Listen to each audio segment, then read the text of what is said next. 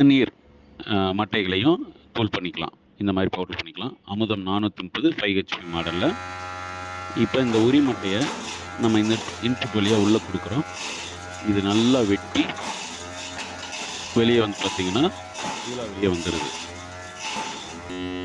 இந்த மாதிரி நல்ல தூளாக வெளியே வந்துடுது.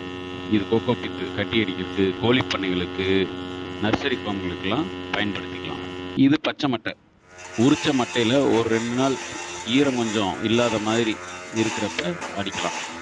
இதில் போட்டோம்னா இது நல்லா வெட்டி பவுடராக வெளியே வந்துடும். இது வந்து பார்த்திங்கன்னா ஓரளவுக்கு உலர்ந்து இருக்குது. இந்த மாதிரி இருக்கும். இதில் சின்ன சின்ன நார்களே வராது. இதனுடைய பயன்பாடு பார்த்திங்கன்னா கோகோ பித் கட்டிக்கு பயன்படுத்தலாம், கோழி பண்ணைகளுக்கு பயன்படுத்தலாம், நாற்று பண்ணைக்கு உரமாக பயன்படுத்தலாம்.